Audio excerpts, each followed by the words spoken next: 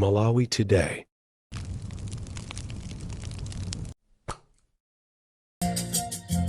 Mwaswera banji ya Malawi nonse chigawo chino chakumasana pano pa Limpopo FM.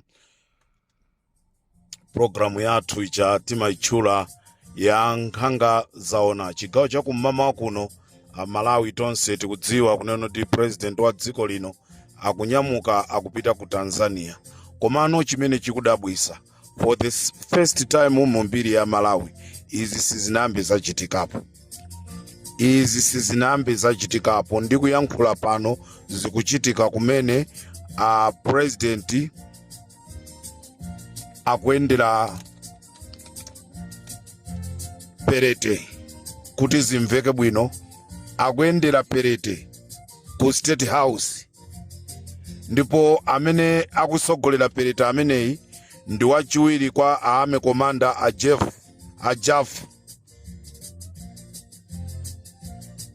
Kulibe wa polisi wina aliyense, kulibe kwangokhala asilikali okha dziko la Malawi.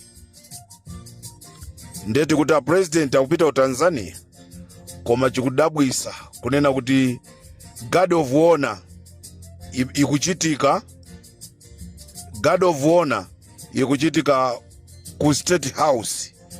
Molomoti guard of honor ikapangikire ku airport kumene akamaliza amakwera ndege mtsogoleri wa dziko ja nkunyamuka ndi kumapita. Nda Malawi ndikupasirani zambiri, ndili ndi chidwi ndi zimene zikuchitika ku State House.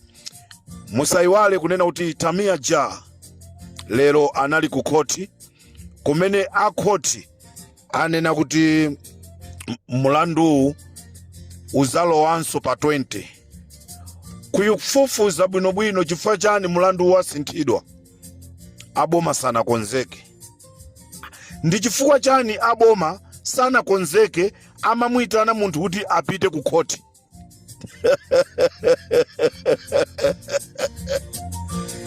Chiseko chawapana, chiseko chawapana. Tiamikire onse amene tinapita kukachita support Tamia Ja. Let's support each other Malawians.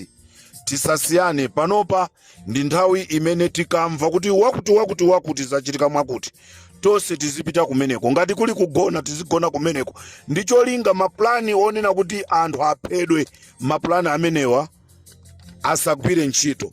Ndizomvesa ikisoni pamene ndikuyankhula pano kunena kuti aboma kuti sanamalize kupereka makalata awo koma mamwitana munthu ku koti.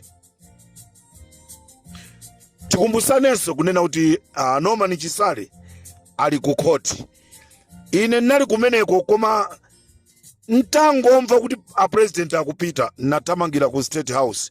Ine ndili ndi chidwi ndikufuna ndione kuti kodi akamaliza guard of honor chichitike ndi chani. Ndikupasirani zambiri zimene zikuchitika ku State House. Ku koti kuliso azisogoleri ena amene atipasenso kuti kumeneku nkhani ya Chisale yathabwanji, koma nkhani ya Tamia Ja yayimikidwa mpaka pa 20 chifukwa chonoti aboma akuti sana konzeke, mapepala ina sana pereke ku koti. This is Comrade Ntanywa on Limpopo FM. Nkhani yaikulu ndiyo nena kuti guard of honor ikupangidwa ku nyumba ku State House.